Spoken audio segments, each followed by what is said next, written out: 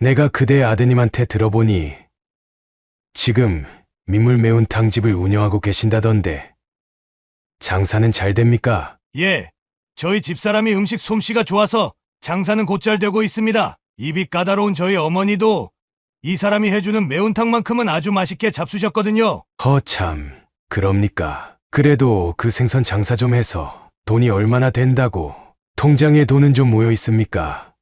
얼마나 있죠? 좀 무례하시네요. 그런 질문을 하시는 이유가 뭔가요? 벌 만큼 벌고 있을 만큼 있습니다. 아, 냅둬봐. 내가 널 어떻게 키웠는데 고작 생선집에 시집을 보내. 당장 말해보시오. 얼마나 있어, 통장에. 나는 말이야, 고위 공무원으로 내 외동딸을 남부럽지 않게 키웠소. 그래서 얘가 지금 대기업 다니면서 빵빵한 선자리가 줄줄이 서 있는데 갑자기 공무원이랑 결혼하고 싶다길래 어떤 집안의 아들놈인가 한번 보려고 왔소. 그런데 낯짝을 보니 영 신통치 않소. 뭐요? 사연을 듣고 난 후 각자의 의견을 댓글로 남겨주시기 바랍니다. 사소한 댓글이라도 사연자분에게 큰 힘이 될 수 있습니다. 각색될 수 있고 사연자분의 입장에서 구성될 수 있습니다. 임화국 씨는 어려서부터 엄한 집안 분위기에서 자랐습니다. 집안이 엄할 수밖에 없었던 이유는 그 집안이 대대로 나라시를 하던 집안이었기 때문이었습니다. 할아버지 때부터 나라의 녹을 받으며 생활했기에 그만큼 더 정직하고 엄격하게 살아야 한다는 할아버지의 신념으로 인해 집안은 대대로 엄했었습니다. 그리고 그 할아버지의 피를 진하게 물려받은 게 바로 그의 아버지였습니다. 아버지는 상당히 가부장적인 분이셨고 그의 어머니는 거기에 누구보다도 잘 맞추셨습니다. 성격이 보통 내기가 아니셨기 때문에 동네에서도 아주 유명하셨습니다. 화국 씨의 어머니는 부유한 친정과 고위 공무원 출신 시댁에 대한 자부심이 매우 컸습니다. 그녀는 늘 가족이 사회적으로 높은 위치에 있다는 것을 자랑스러워했고, 그로 인해 은근히 계층에 대한 차별을 내비치곤 했습니다. 어린 시절 그는 동네 친구들과 어울리며 놀곤 했습니다. 하지만 어머니는 항상 그의 친구들을 신경 썼습니다. 친구들이 화국 씨와 어울리는 것을 탐탁지 않게 여겼고, 그 이유는 친구들의 집안 배경이 화국 씨의 집과 비교했을 때 한참 못 미친다고 생각했기 때문이었습니다. 어느 날 화국 씨가 친구들과 놀고 집에 돌아왔을 때 어머니는 그를 부르며 이야기를 나누었습니다. 화구가, 잠깐 이리 와봐. 그는 천진난만하게 웃으며 어머니에게 달려갔습니다. 네. 어머니, 왜 그러세요? 그러나 어머니의 얼굴은 다소 굳어 있었습니다. 오늘 너랑 놀던 애들, 그 애들 집안이 어떤 줄 아냐? 넌 어울릴 친구를 잘 골라야 한다. 화국 씨는 어리둥절한 표정으로 어머니를 바라보며 물었습니다. 집안이요? 그냥 친구들이잖아요. 같이 놀면 재밌고 다들 착한 애들인데 왜 그러세요? 어머니는 깊은 한숨을 내쉬며 말을 이었습니다. 그 애들 중 하나는 아버지가 일용직이래. 다른 애는 어머니가 시장에서 물건을 파신다고 하고, 우리 집안은 그런 애들이랑 어울리기엔 너무 달라. 화구가, 너는 내 아버지가 누구인지 잊었니? 우리는 고위 공무원 집안이야. 내가 아무나랑 어울리면 우리 집안까지 평가절하된단 말이야. 화국 씨는 여전히 이해하지 못한 채로 대답했습니다. 근데 어머니, 친구들 집이 뭐가 그렇게 중요해요? 저랑 같이 놀 때는 다들 저한테 잘해줘요. 저도 그 친구들 좋아해요. 집안이 다르면 왜 같이 놀면 안 되죠? 어머니는 화가 난 듯 다시 말했습니다.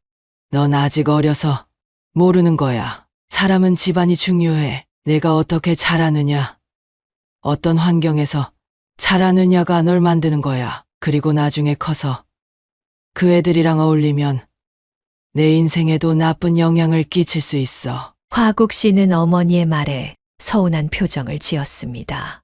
그럼 저 친구들이랑 놀지 말라는 거예요? 어머니, 저는 그냥 같이 노는 게 좋고 친구들이랑 있을 때가 제일 즐거운데 그게 잘못된 건가요? 어머니는 고개를 저으며 단호하게 대답했습니다. 잘못된 건 아니지만 내가 조금 더 신중해야 한다는 거야. 우리 집안에 맞는 아이들과 어울리도록 해. 친구는 내가 앞으로 어떤 사람과 어울리느냐에 따라 달라지니까. 화국 씨는 씁쓸한 표정으로 고개를 끄덕였습니다. 하지만 어머니의 말을 이해하기 어려웠습니다. 그저 친구들과 어울리며 즐겁게 놀고 싶었던 어린 화국 씨에게는 집안이라는 기준이 너무 낯설고 멀게 느껴졌습니다. 어느 날 화국 씨는 친구들을 집에 데리고 놀러 왔습니다. 어머니는 처음에는 밝은 미소로 아이들을 맞이하며 그들이 재밌게 놀 수 있도록 간식을 준비해 주었습니다. 그녀는 아이들에게 친절하게 대하며 화국 씨에게도 따뜻한 미소를 보냈습니다. 얘들아, 간식 먹고 가라. 이렇게 와줘서 고맙다. 재밌게 놀고 있어. 어머니는 손수 준비한 간식을 테이블에 놓으며 아이들에게 권했습니다. 아이들은 간식을 먹으며 즐거워했고 어머니는 한동안 그 모습을 흐뭇하게 바라보았습니다. 그러나 얼마 지나지 않아 어머니는 슬쩍 아이들에게 물었습니다. 너희 부모님은 무슨 일을 하시니? 어머니의 물음에 아이들은 갑작스러운 질문에 잠시 당황했지만 순진한 마음으로 차례로 대답하기 시작했습니다. 저희 아버지는 건설 현장에서 일하십니다. 어머니는 집에서 쉬고 계세요. 우리 아빠는 택시를 몰아요. 엄마는 시장에서 물건을 팔아요. 화국 씨는 어머니가 이런 질문을 왜 하는지 직감적으로 알 수 있었습니다. 그는 어머니가 또다시 친구들의 집안에 대해 신경 쓰고 있다는 것을 깨닫고 속이 불편해졌습니다. 어머니는 잠시 말을 멈췄다가 부드러운 미소를 유지한 채로 말했습니다. 아, 그래? 다들 부모님들이 열심히 일하시네. 정말 훌륭하신 분들이야. 그녀의 말투는 부드럽고 따뜻했지만 화국 씨는 어머니의 속내를 알고 있었습니다. 어머니는 겉으로는 칭찬을 했지만 마음속에서는 친구들의 부모님 직업을 걱정하고 있다는 것을 화국 씨는 느낄 수 있었습니다. 그녀의 말투는 여전히 따뜻하고 다정했지만 화국 씨는 어머니의 속마음을 눈치챘습니다. 어머니는 겉으로는 칭찬을 하고 있었지만 그 속에는 친구들의 부모님 직업에 대한 은근한 우려와 계층에 대한 차별이 숨어 있었습니다. 화국 씨는 어머니가 자신의 친구들을 집안 배경으로 판단하려는 것을 알고 있었기에 마음속에 불편함이 밀려왔습니다. 어머니는 아이들에게 더 이상 질문을 하지 않았습니다. 하지만 화국 씨는 그날의 어머니의 반응을 쉽게 잊을 수 없었습니다. 그가 어렸을 때부터 느껴왔던 어머니의 은근한 계층의식은 이번에도 고스란히 드러났고 그로 인해 그는 마음이 무거웠습니다. 아이들이 간식을 다 먹고 다시 놀기 시작하자 화국 씨는 어머니가 주방으로 돌아가자마자 조용히 따라갔습니다. 그는 어머니와 눈을 마주치며 조심스럽게 말을 꺼냈습니다. 어머니, 친구들 부모님 직업 왜 물어보신 거예요? 어머니는 그 말을 듣고는 미소를 유지한 채 고개를 끄덕였습니다. 화구가 그냥 궁금해서 물어본 거야. 친구들 부모님이 어떤 일을 하시는지 알고 싶어서. 그러나 화국 씨는 어머니의 속뜻을 알았기에 답답한 마음을 감추지 못했습니다. 하지만 집안이 무슨 상관이 있어요? 저랑 친구들이랑 그냥 놀면 되는 거잖아요. 어머니는 깊은 한숨을 내쉬며 화국 씨를 바라봤습니다. 내가 매번 이야기하지 않았니? 넌 아직 어려서 모르는 거야, 화구가. 사람은 환경이 정말 중요해. 친구들이랑 노는 건 좋지만 그 아이들이 어떤 환경에서 자라났는지 아는 것도 중요하단다. 너는 우리 집안이 얼마나 좋은 환경인지 알고 있어야 해. 화국 씨는 어머니의 말에 더 이상 아무 말도 하지 못했습니다. 그는 친구들과 어울리는 것이 좋았고, 그들이 어떤 집안에서 자라든 상관없이 함께 웃고 떠들며 노는 시간이 행복했습니다. 그러나 어머니에게는 그런 단순한 우정이 아닌 그들의 배경과 계층이 더 중요한 문제였습니다. 어머니는 다시 한번 아이들에게 돌아가 밝은 미소를 지으며 간식을 더 가져다 주었지만 화국 씨의 마음은 그날 내내 불편하게 남아 있었습니다. 하지만 언제나 어머니의 자랑거리였던 그는 한순간에 불효자가 되고 말았습니다. 그 이유는 그가 너무나도 가난한 집안의 여자와 결혼했기 때문이었습니다. 그는 아내와 자신이 자주 다니던 단골 식당에서 처음 만나게 되었습니다. 그때 당시 아내는 식당을 운영하던 사장님의 딸로 그곳에서 일을 돕고 있었습니다. 아내는 집이 가난하여 공부도 제대로 하지 못했고 할 수 있는 일이 없어 친정집에서 식당 일을 돕고 있었습니다. 그러나 그 모습이 그의 눈에는 너무나도 예뻐 보였습니다. 아내는 얼굴이 예쁘장한 편이었고 지금도 예쁘지만 처녀 때는 더욱 예뻤습니다. 그래서 그 식당에는 아내를 보기 위해 오는 남자들이 많았습니다. 그는 그중 한 사람이었지만 다른 남자들과 다른 점이 있었다면 그는 적극적으로 구애를 했다는 것이었습니다. 다른 몇몇 남자들도 용기 있게 구애를 하기도 했지만 결국 그녀의 마음을 차지한 건 그였습니다. 그는 아내의 얼굴을 보고 첫눈에 반했지만 시간이 지나면서 얼굴보다도 마음이 더 예쁜 여자라는 것을 알게 되었습니다. 허영심이 많았던 어머니와 비교되었고 어머니를 사랑하면서도 우리 엄마 같은 사람은 만나지 말아야지라는 생각을 늘 은연중에 하고 있었기 때문에 더더욱 아내가 사랑스러워 보였습니다. 그래서 그는 연애를 하고 결혼까지 강행했습니다. 사실 그는 결혼하기 전부터 어머니의 반응을 예상하고 있었습니다. 그래서 미리 아내에게 말을 했습니다. 우리 결혼할 때 어머니가 많이 반대하실지 몰라. 항상 나한테 부잣집 여자나 나라실 하는 여자와 결혼하라고 말씀하셨거든. 그런데 난 그런 거 다 필요 없어. 당신이면 돼. 그러니까 그 역경을 이겨내고 나랑 결혼해 줄 수 있겠어? 물론이지. 실은 좀 많이 무섭긴 한데 그래도 나 정말 잘해볼 거야. 당신 어머니에게 꼭 인정받을게. 고마워. 대신 내가 진짜 당신 행복하게 해줄게. 당신 힘들지 않게 잘할게. 응, 난 그거면 돼요. 그에게는 아내의 말이 큰 위안이 되었고 그래서 용기 내어 부모님께 아내에 대해 말씀드릴 수 있었습니다. 그러나 역시나 어머니의 반응은 좋지 않았습니다. 어머니는 노발대발하며 역정을 내셨습니다. 그러나 참하고 예의 바른 아내를 한눈에 알아본 그의 아버지는 바로 허락을 해 주셨습니다. 어머니는 아내의 집안이 별 볼 일 없다는 이유로 결혼을 반대했고 더 좋은 가문의 여성을 며느리로 맞이하고 싶어 했습니다. 그러나 아버지는 달랐습니다. 아버지는 그의 아내가 예의 바르고 참한 사람임을 한눈에 알아보고 결혼을 찬성했습니다. 아버지는 아내의 인성을 중요하게 생각했기 때문에 집안의 배경보다는 사람됨을 더 중요하게 여겼습니다. 이날 화국 씨와 그의 부모님 사이에서 큰 논쟁이 벌어졌습니다. 어디 가진 것 없고 가난한 여자를 며느리로 들이겠다니 이게 말이 돼?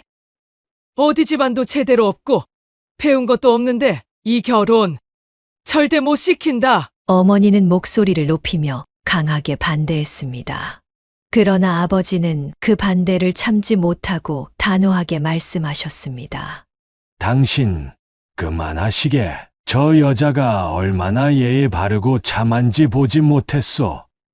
나는 그 아이가 참 사람 같다고 생각했어. 사람은 겉모습이나 집안으로 판단하는 게 아니요. 그 아이는 우리 아들한테 참 잘 어울려.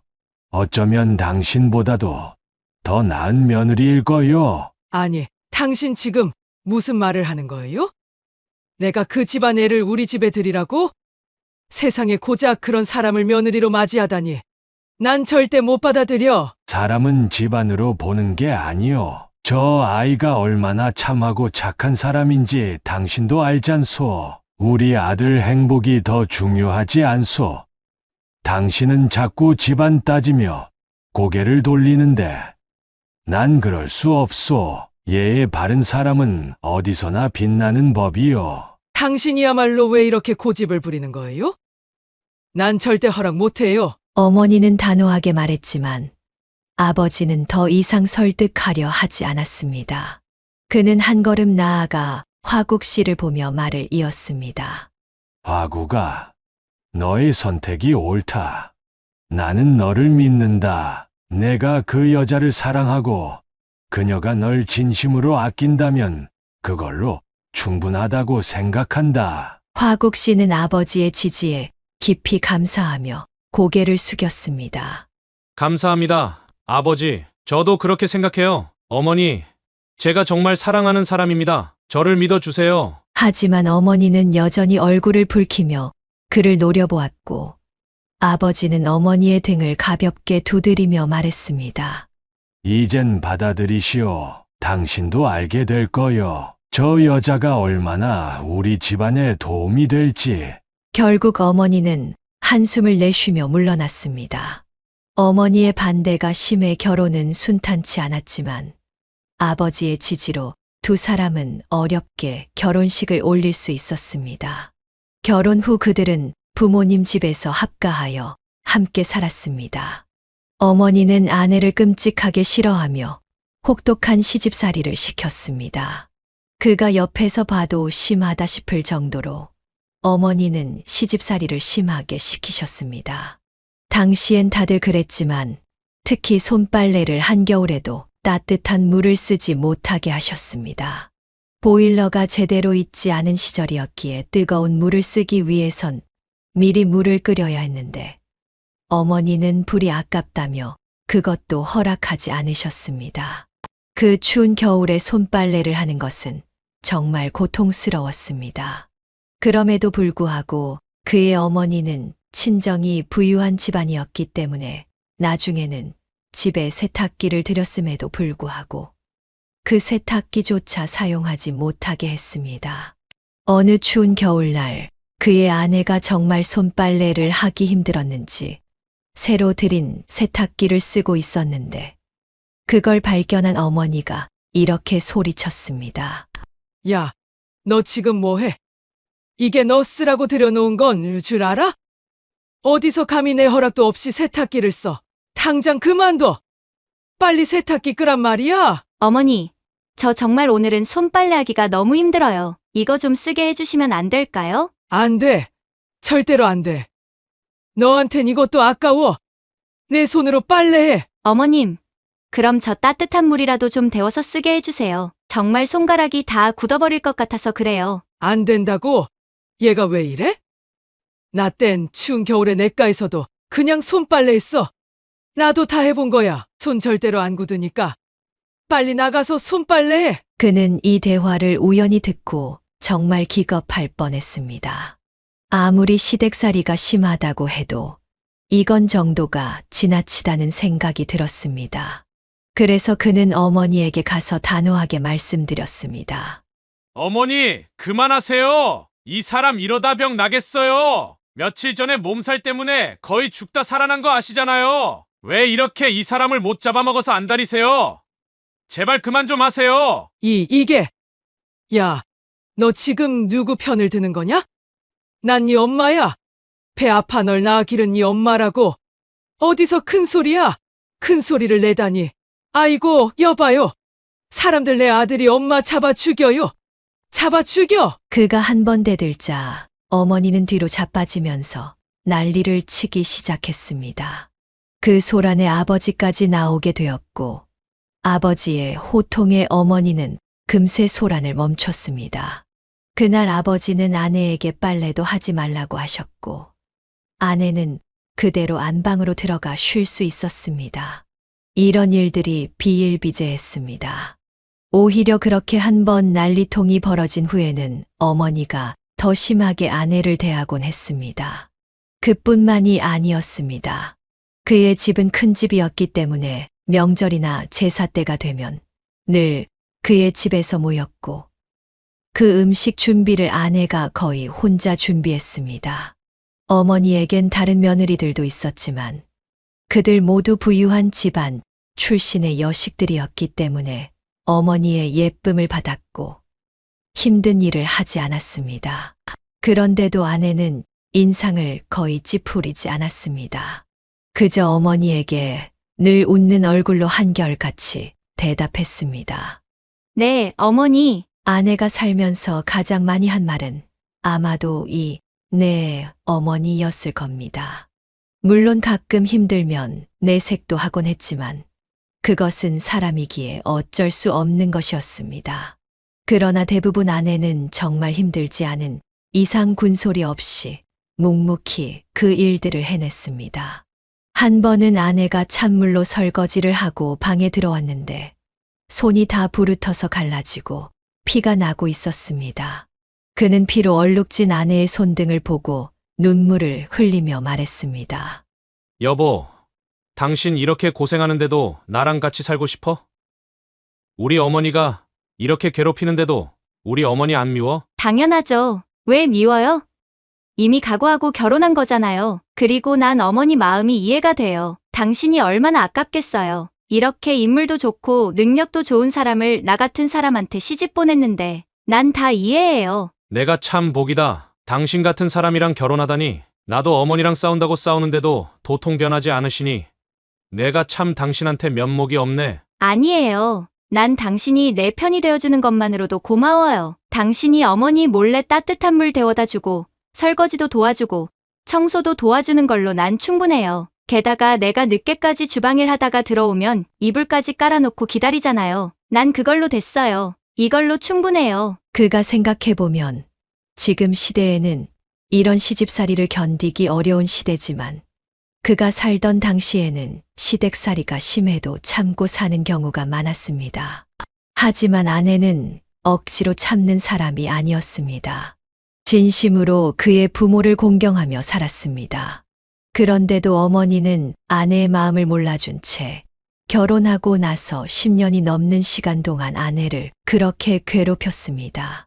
그러다 어머니의 마음이 완전히 뒤바뀌는 계기가 생겼습니다. 그건 바로 어머니의 병이었습니다. 어머니는 췌장암에 걸렸습니다. 당시 암을 고치기란 매우 어려운 시대였고 특히 췌장암은 더 힘든 병이었습니다. 어머니는 속수무책으로 병상에 누워 계실 수밖에 없었고 시간이 흐를수록 대소변도 가리지 못하는 지경에 이르렀습니다. 그때 두 발 벗고 나선 사람이 바로 그의 아내였습니다.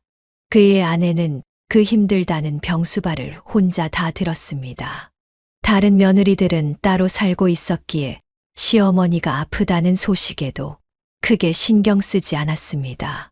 유일하게 그의 아내만이 어머니 곁에 딱 붙어서 대소변을 다 받아내고 어머니의 몸에서 냄새가 나지 않도록 하루에도 몇 번씩 수건으로 어머니의 몸을 닦아냈습니다. 그 모습은 그도 그의 아버지도 눈물 짓게 만들었으며 꼼짝없이 누워 병수발을 받는 어머니는 더 말할 것도 없었습니다. 어머니는 그저 하염없이 눈물만 흘릴 뿐이었습니다. 자신의 무기력함을 느끼며 동시에 아내에 대한 애증이 섞인 눈물이었습니다.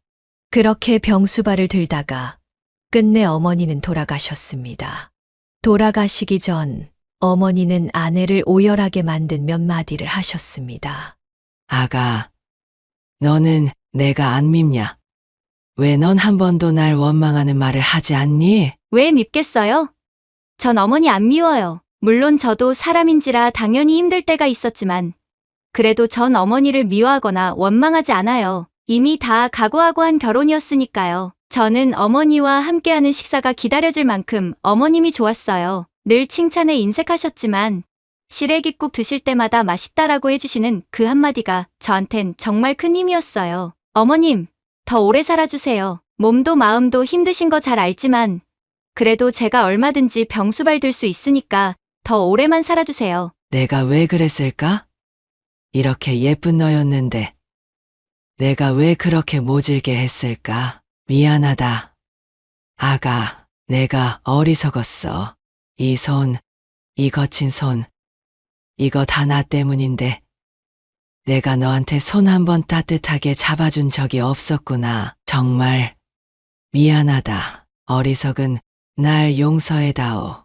늘 나만 보면 예쁘게 웃던 그 얼굴이 눈만 감아도 아른거리는데 이런 널 두고 내가 어찌 떠날꼬. 이제야 네가 귀한 줄 알았는데 너한테 더 잘해주고 떠나야 하는데 내가 그동안 너무 잘못 살았어. 너무 한심하게 살았어. 이리 오렴. 나 좀 안아다오. 내가 기운이 없어 널 안아주고 싶은데 도저히 일어나지지가 않는구나. 그나마 내 몸의 온기가 남아있을 때 한 번이라도 더 널 안아주고 싶구나. 내 대신에 내가 날 좀 안아다오. 이리 와. 어서 와라. 아가. 그의 아내는 누워있는 어머니를 꼭 껴안았습니다. 어머니는 없는 힘을 짜내어 엎드린 채로 자신을 안아주고 있던 아내의 등을 토닥여 주었습니다. 내 사랑하는 며느리, 고맙다.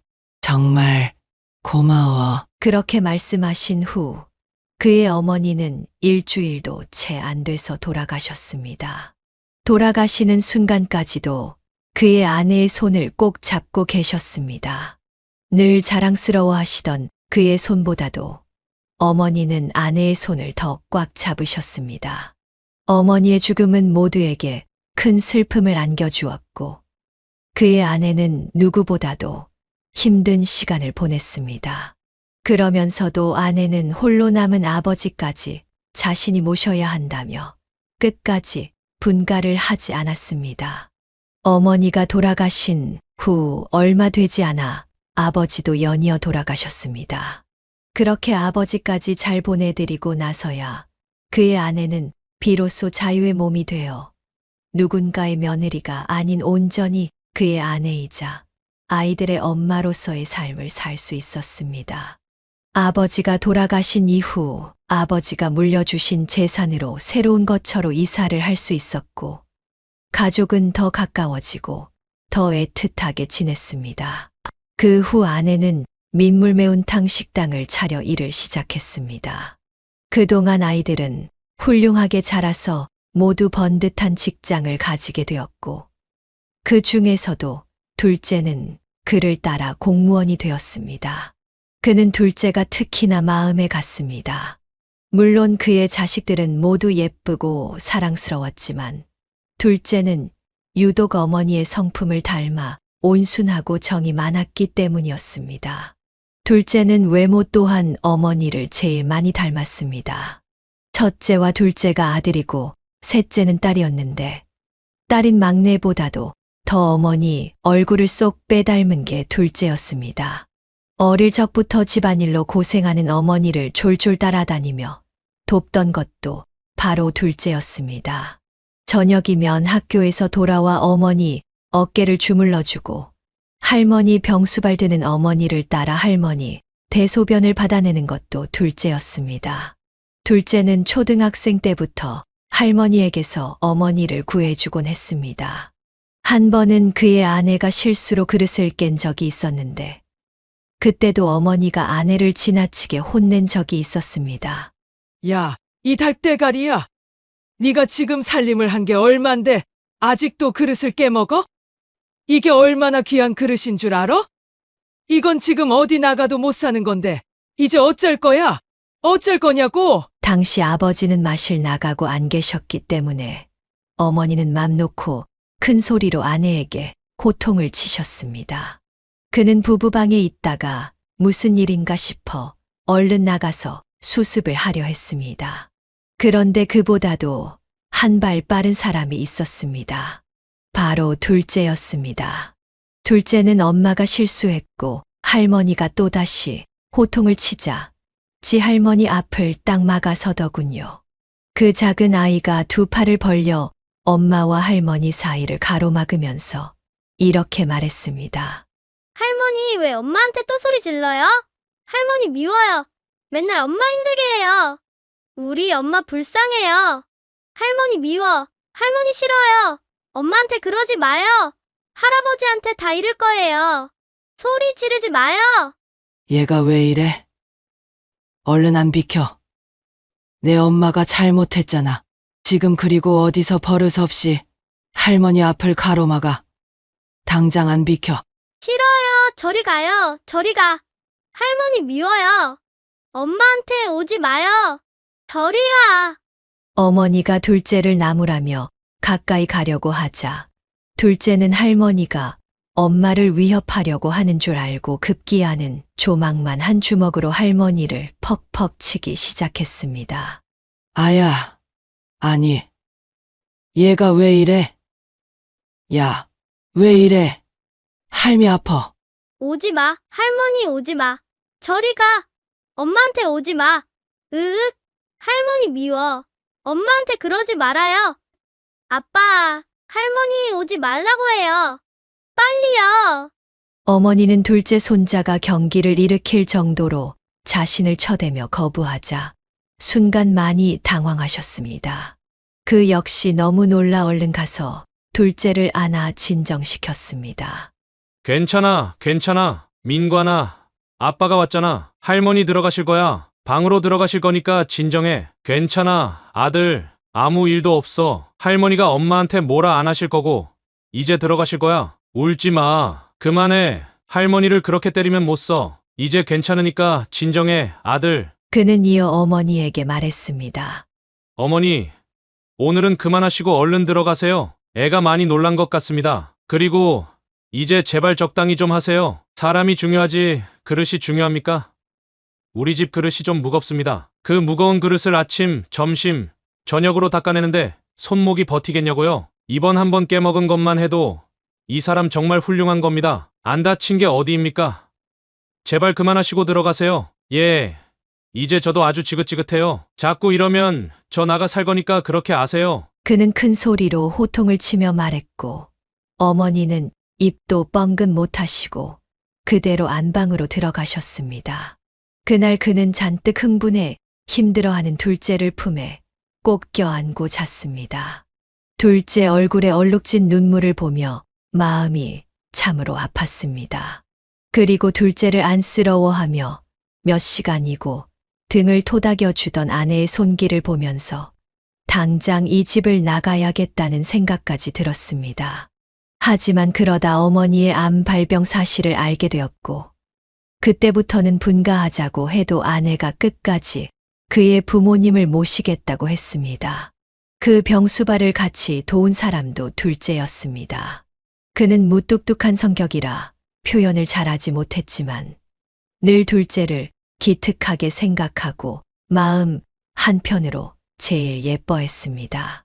또 형제들 중 유일하게 집안 대대로 내려오는 직업을 따라갔기에 더 애정이 갔습니다. 다 커서도 둘째는 효도를 하며 공무원 시험을 준비하는 중에도 아내의 식당 일을 돕고 항상 어머니 퇴근을 책임졌습니다. 그러면서도 학업을 소홀히 하지 않아 금방 공무원이 될 수 있었습니다. 그런데 둘째는 그렇게 번듯한 직장을 가졌음에도 불구하고 결혼할 생각이 없었습니다. 형과 여동생이 시집과 장가를 갈 동안에도 연애 한 번 하지 않아 그가 걱정이 많았습니다.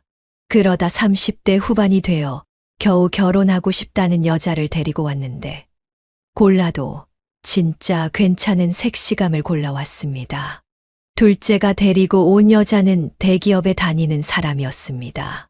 하지만 직장이나 벌이보다도 중요한 건 그녀의 성품이었습니다. 그는 사람 보는 눈이 까다롭고 예의범절을 중요하게 여기는 성격이었기에 쉽게 마음에 들지 않는 경우가 많았지만 이 둘째의 예비 며느리는 첫날부터 그의 마음에 쏙 들었습니다. 나이가 되면 다들 알다시피 요즘 젊은이들이 얼마나 버릇이 없습니까? 그런데 이 아이는 어른을 공경할 줄 알며 몸에 예의범절이 배어 있었습니다. 처음 식사 자리에서 그와 아내가 먼저 수저를 들기 전까지는 절대 손을 올리지 않았습니다. 또한 이것저것 궁금해서 물어보는 말에도 조곤조곤 상냥하게 대답하는 모습이 참 예뻤습니다. 누가 봐도 딱 맞는 섹시감이었습니다.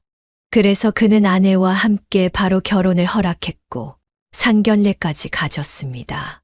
그런데 그 상견례에서 뜻밖의 복병을 만나게 될 줄은 몰랐습니다. 첫째나 막내를 순탄하게 결혼시킨 경험이 있기에 이번에도 별 걱정 없이 상견례장에 갔던 것입니다. 상견례장에는 그들이 먼저 도착해 기다리고 있었고 사돈 쪽에서 좀 늦게 도착했습니다. 그런데 오자마자 미안하다는 말 한마디 없이 바깥 사돈이 다짜고짜 이렇게 물어보더군요. 내가 그대 아드님한테 들어보니 지금 민물 매운탕집을 운영하고 계신다던데 장사는 잘 됩니까? 그는 간단한 인사도 없이 무례하게 질문하는 이 사람이 대체 누구인가 싶었습니다. 무리하기 짝이 없는 질문을 받았지만 눈에는 눈, 이에는 이로 대하지 않고 채통을 지키기 위해 정중하게 대답했습니다. 예, 저희 집사람이 음식 솜씨가 좋아서 장사는 곧잘 되고 있습니다. 입이 까다로운 저희 어머니도 이 사람이 해주는 매운탕만큼은 아주 맛있게 잡수셨거든요. 허참, 그럽니까? 그래도 그 생선 장사 좀 해서 돈이 얼마나 된다고 통장에 돈은 좀 모여 있습니까? 얼마나 있죠? 좀 무례하시네요. 그런 질문을 하시는 이유가 뭔가요?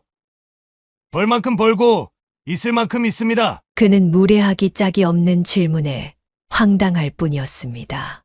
그런데 그 무례함에 놀란 건 그 혼자만이 아니었습니다. 안사돈과 예비 며느리까지도 당황해하며 지 아빠를 말리기 시작했습니다. 자기 딸이 팔을 붙들고 말리는데도 사돈은 개의치 않고 말했습니다. 아, 냅둬봐. 내가 널 어떻게 키웠는데 고작 생선집에 시집을 보내. 당장 말해보시오. 얼마나 있어, 통장에. 나는 말이야, 고위 공무원으로 내 외동딸을 남부럽지 않게 키웠소. 그래서 얘가 지금 대기업 다니면서 빵빵한 선자리가 줄줄이 서 있는데 갑자기 공무원이랑 결혼하고 싶다길래 어떤 집안의 아들놈인가 한번 보려고 왔소. 그런데 낯짝을 보니 영 신통치 않소. 뭐요? 솔직히 말해볼까요? 지금도 내 딸하고 결혼하고 싶어서 줄 서 있는 집안이 많소. 의사, 변호사, 세무사, 그런 남자들이 쭉 깔렸는데 당신 같으면 그런 집안의 딸을 생선국 파는 구멍가게에 시집 보내고 싶겠소. 집안의 수준차가 나도 정도껏 나야지. 야, 이 양반아. 그래, 나 지금 통장에 300만 원 있다. 어쩔 거요? 말해보시오. 조망만 한 매운탕집 운영하면서 그래도 내 자식들 2명 시집 장가 잘만 보냈소. 왜 이래? 뭐, 300만 원. 내가 참 기가 막혀서 지금 고작 300만 원 가지고 감히 내 딸을 넘본다는 거요? 절대로 안 되지. 이 결혼 난 절대로 못 시켜. 내 딸 그쪽 집안에 절대 안 보낼 테니 그렇게 하시오. 야, 이 양반아. 나도 그딴 집안에 내 아들 장가 안 보내. 이봐, 고위 공무원으로 퇴직했다고? 남의 업적으론 퇴직했겠지? 이 자식아, 너 이름 대. 나도 고위 공무원으로 있다가 퇴직한 사람이야. 지금도 모임 나가면 과거 장관, 차관 출신들이 다 쫙 깔려 있다고. 너 아주 혼쭐을 내줘야겠구먼. 딱 보니 나보다 어린 놈 같은데 이름 뭐야? 대봐. 너 혼쭐 좀 나야겠다. 뭐야. 당신이 고위 공무원이었다고. 당신이 누구인데 이름이 뭐요? 내가 지금 바로 알아볼 거요. 당신 먼저 이름 대. 나 임화국이다. 이 양반아. 당장 물어봐. 바로 전화해서 내 이름이 있나 없나 확인하라고. 말싸움은 점점 유치해졌지만 그는 질 수 없었습니다. 감히 그의 아내가 운영하는 식당을 모욕한 것도 아들을 무시한 것도 용서할 수 없었기 때문입니다.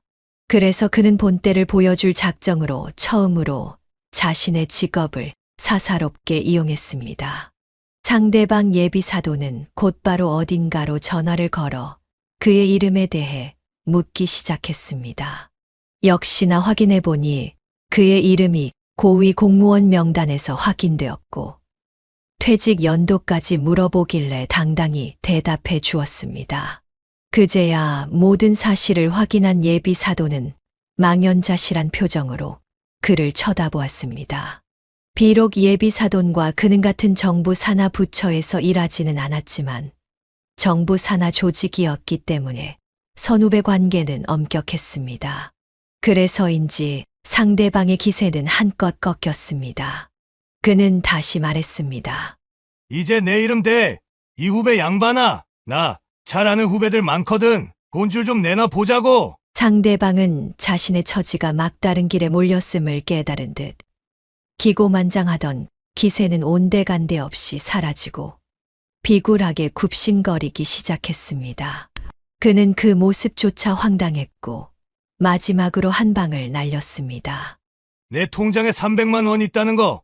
그건 네가 어떻게 나오나 보려고 내가 해본 소리였어. 그리고 우리가 지금 사는 투룸 빌라는 임시 거처야. 원래 살던 아파트가 재건축에 들어가서 잠깐 나와 사는 거라고. 우리 애가 무력도 없고 그런 거 하나 신경 안 쓰는 놈이라 돈 있다고 자랑을 안 한 모양인데 우리 집안이 당신이 그따위로 무시할 집안이 아니라고. 그리고 네가 말한 그 매운탕 집은 우리 아내가 일하면서 자부심을 느끼고 손님들에게 맛있는 음식을 대접하며 자식들 대학 보내고 열심히 살았던 곳이야. 근데 뭐 그깟 생선집이라고 공무원 출신이란 놈이 서민들이 운영하는 식당을 가지고 그렇게밖에 말을 못해? 왜 이제 와서 좀 배 아프냐? 이제 보니 아깝지? 그리고 이 철딱선이 없는 후배 양반아, 이 결혼 못 시켜. 너같이 개념 없는 놈한테 내 귀한 아들을 줄 것 같냐? 앞으로 내 아들 근처에 얼씬대기만 해봐. 그때는 정말로 내 지인들한테 전화 돌려서 당신 가만 안 둘 줄 알아. 그는 그 자리에서 호통을 치고는 아내와 아들을 데리고 상견례장을 나와버렸습니다. 그들이 상견례장을 빠져나오는 동안 예비 며느리는 울고불고하며 그를 붙잡고 절대 가면 안 된다고 애원했지만 그는 너무 화가 나서 다 뿌리치고 나왔습니다. 아들 또한 그를 말리려 했지만 그가 워낙 화가 많이 나 있었기 때문에 그때는 그의 말에 따랐습니다. 한참을 씩씩대며 화를 삭혀야 할 만큼 그는 분노에 휩싸여 있었습니다. 그 뒤로 그는 절대로 그 집안에 아들을 장가 보낼 생각이 없었습니다. 사람을 겉모습만 보고 돈으로 판단하는 무식한 집안과는 절대로 사돈지간을 맺고 싶지 않았습니다. 하지만 그날부터 그의 둘째 아들과 예비 며느리가 하루가 멀다 하고 찾아와 결혼을 허락해 달라고 졸라댔습니다. 아버지, 제발 다시 한 번만 생각해 주세요. 저 정말로 현주 없으면 안 돼요. 우리 결혼 허락해 주세요. 예, 아버님. 저랑 아빠는 달라요. 저희 집안에서도 아빠는 철없는 사람 취급받고 있어요. 엄마도 아빠만 보면 한심해하셔서 저한테는 절대로 아빠 같은 남자 만나지 말라고 하셨을 정도예요. 그래서 엄마가 저를 철저하게 가정교육 시키면서 키우셨어요. 아버님 저 좋아하셨잖아요. 저 예뻐해 주셨잖아요. 그게 저예요. 전 아빠랑 달라요. 그리고 지금 아빠도 후회 많이 하고 계세요. 엄마한테도 그날 많이 혼나셨고 저도 아빠한테 다시는 그렇게 무례하게 굴면 안 본다고 말씀드렸어요. 그러니까 제발 저희 결혼 허락해 주세요. 저 민관 씨 없으면 안 돼요. 저 민관 씨랑 꼭 결혼해야 돼요. 그들은 매일같이 와서 그를 졸랐지만 그는 한 번 마음먹은 것은 쉽게 돌이키지 않기 때문에 계속 거부했습니다. 그런데 아들이 울면서 찾아오고 아내도 애들이 이렇게 원하는데 눈 딱 감고 결혼시키자고 하니 그는 큰 결심을 하게 되었습니다. 결국 예비 며느리를 불러 이렇게 말했습니다. 너 정말로 내 아들이랑 결혼하고 싶냐? 네, 아버님. 저 정말로 민관 씨랑 결혼하고 싶어요. 네 아버지도 지금 많이 후회하고 있다고 했지. 그거 정말이냐? 다시는 무례하게 굴지 않을 거래. 네, 그럼요. 제가 몇 번이나 당부했어요. 정말로 또 한 번 그런 일이 생기면 아빠랑 인연 끊을 거라고요. 믿어주세요, 아버님. 정말이에요. 아빠도 지금은 많이 후회하시고 결혼도 다 허락하셨어요. 그러니 아버님만 허락해 주시면 돼요. 제발 저희 둘 결혼 허락해 주세요.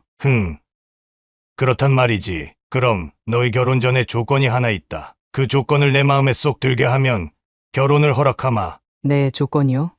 뭐든지 말씀만 하세요, 아버님. 네 아버지한테 가서 똑똑히 전해라. 내 아들이랑 자네 딸 결혼시키고 싶으면 이번 주말부터 얘가 그만 나오라고 할 때까지 주말마다 우리 매운탕 집으로 출근하라고 해. 네. 매운탕 집으로 출근이요. 그리고 제가 아니라 제 아빠가요?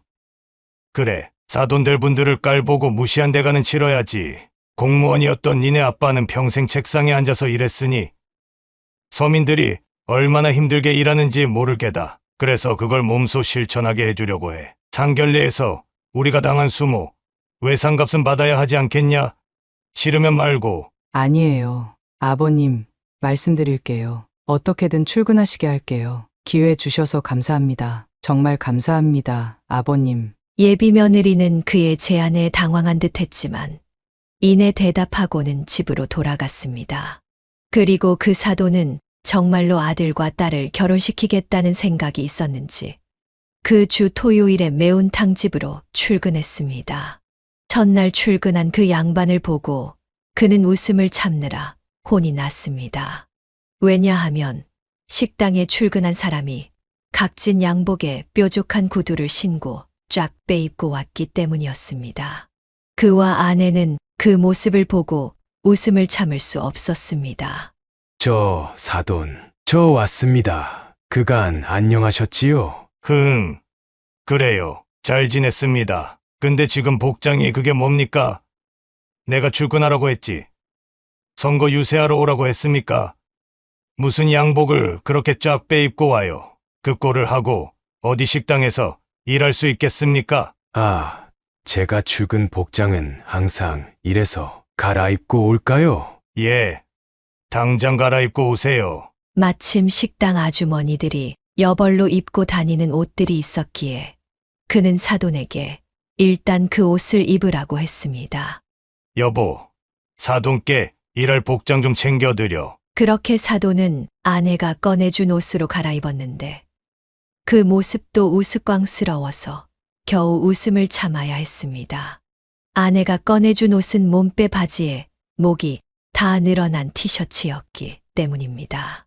영락없는 시골 촌놈 복장이었고 그 모습을 보며 한참 웃음을 참아야 했지만 그래도 사돈이 그걸 입고 나오는 걸 보니 진심으로 내 아들과 결혼을 시킬 마음이 있나 보다 싶었습니다.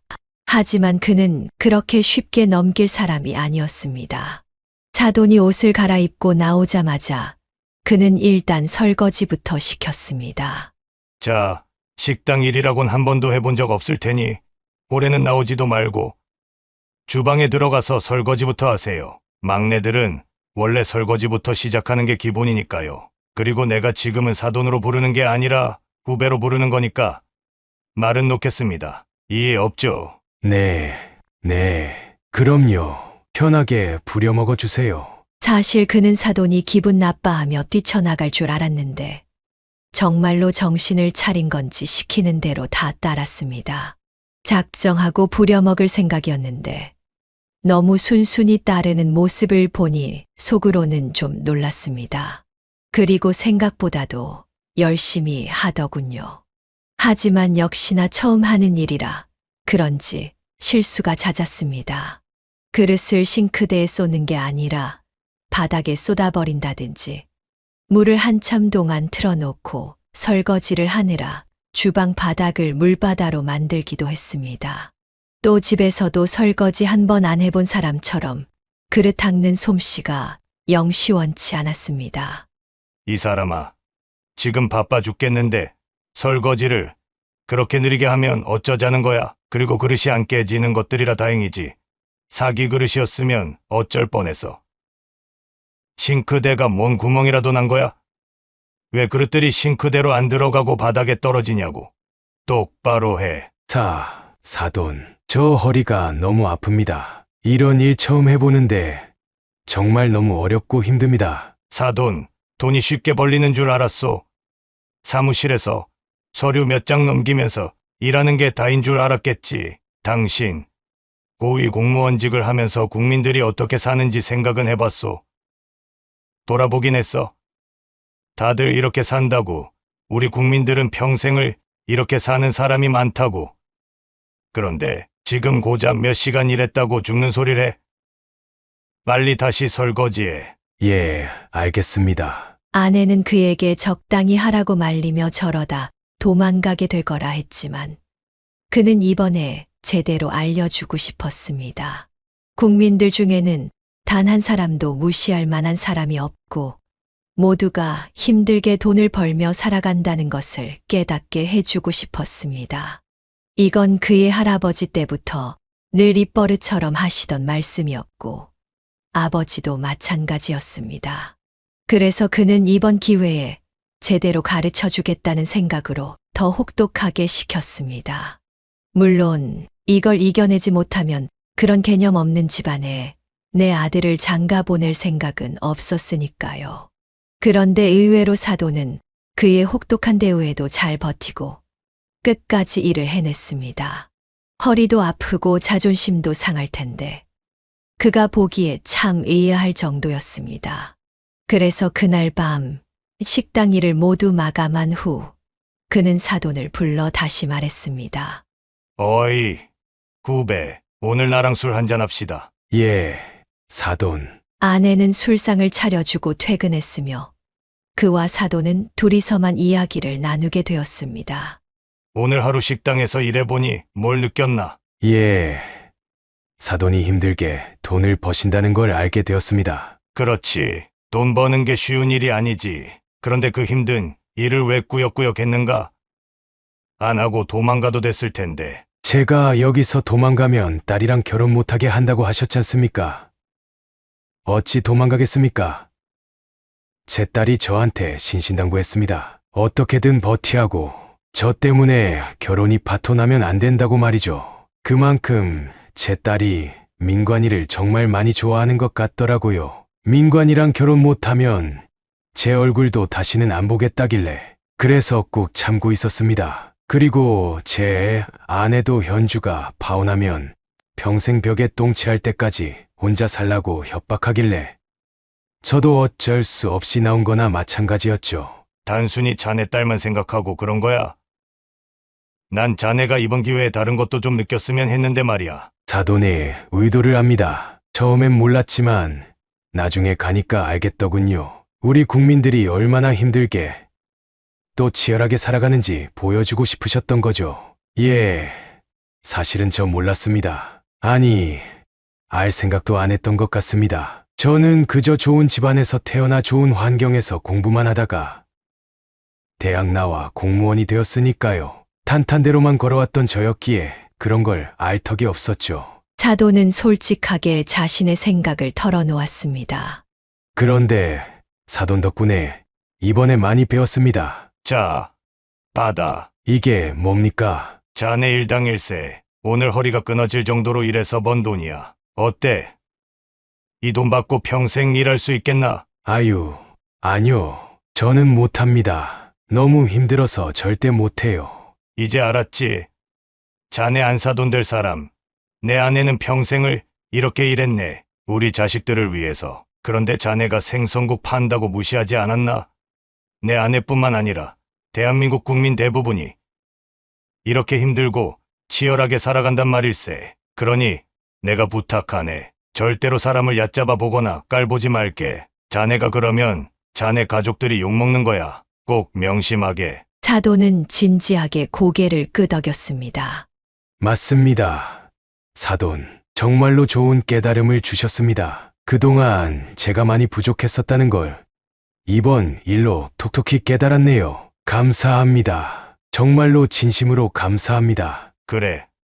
알면 된 거야. 그리고 이 정도로 깨달을 만한 그릇이라면 나도 마음 놓고 내 아들을 장가 보낼 수 있겠네. 그리고 내 자네보다 나이가 7살이 많고 이 결혼을 시킬지 말지 고민하다가 말은 놨지만 이제부터는 똑같이 존대하겠네. 아니, 존대하겠습니다.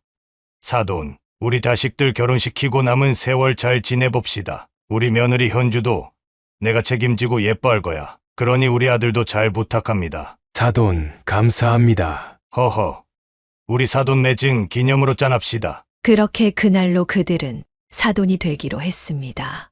결혼은 빠르게 진행되어 5개월 만에 둘은 결혼식을 올릴 수 있었습니다. 그 결혼식장에서조차 사돈은 웃음을 주는 존재였습니다. 안 사돈은 가만히 있었는데 바깥 사돈이 펑펑 우는 바람에 결혼식장은 짠하면서도 웃음이 터져 나왔습니다.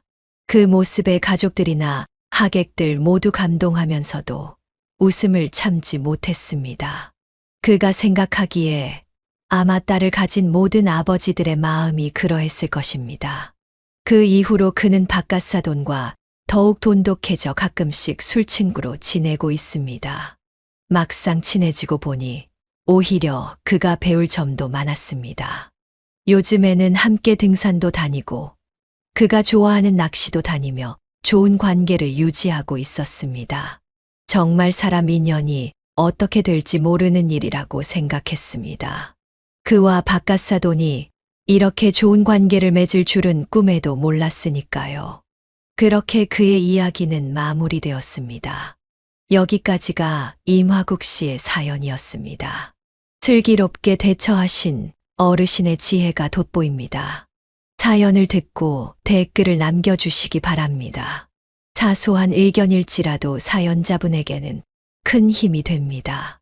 노골적인 악성 댓글은 사연자분에게 상처가 될 수 있으니 삼가주시기 바랍니다.